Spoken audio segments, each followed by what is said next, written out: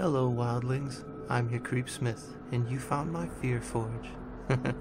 Lucky you.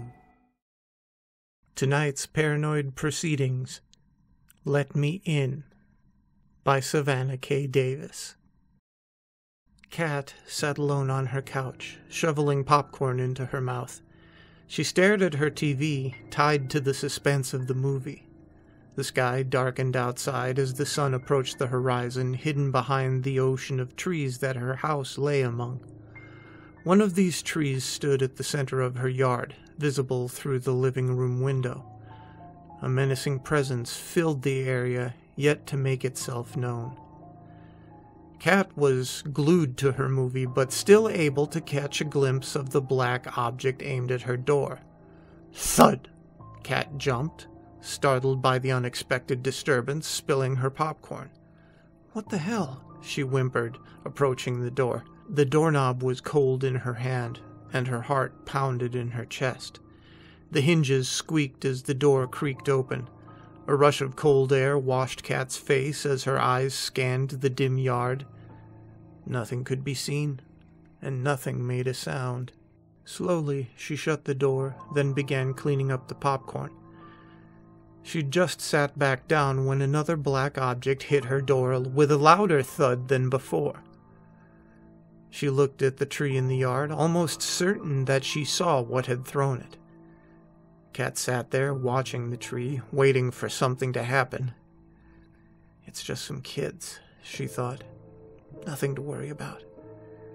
She quickly made herself comfortable again and turned the television to another movie.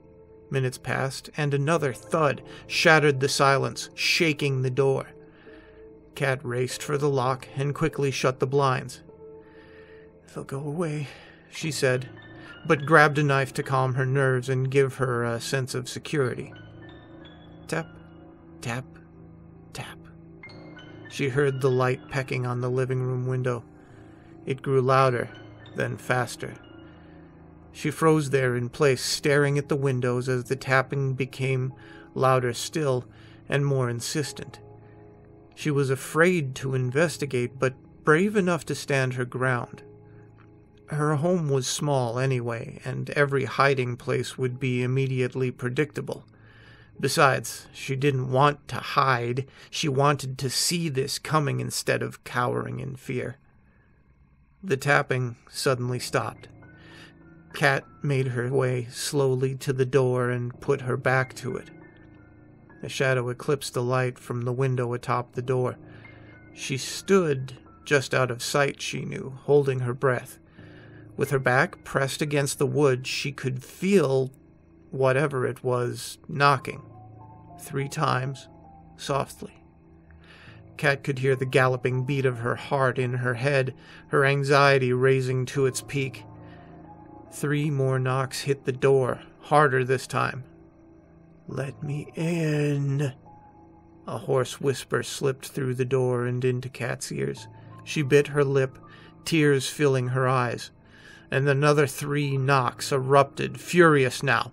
"Let me in!" A now angry voice ordered. The knocking didn't cease. It grew harder as the voice grew louder. "Let me in! Let me in! Let me in!" The knocking grew so fierce it could have shattered the door. Tears leaked from her eyes. "What do I do?" she thought. Should I open it? The knocking was more than she could bear. "I know you're in there, Kat," it said, her stomach twisting, her breath caught in her throat, tears now streaming down her face. "Go away!" she shouted finally. "No, let me in!" it screamed in response.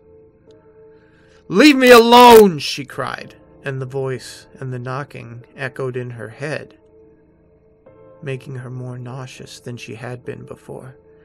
Reaching for the lock hesitantly, she sucked up her tears, held her breath, unlocked the door, and threw it open. Nothing was there. The tree stood in the yard, unmoving.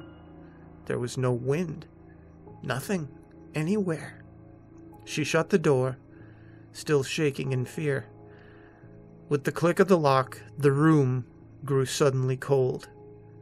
Goosebumps covered her skin. And behind her, a voice whispered, "Well, thank you for letting me in." Being paranoid is one thing, but was it without reason? Not hardly.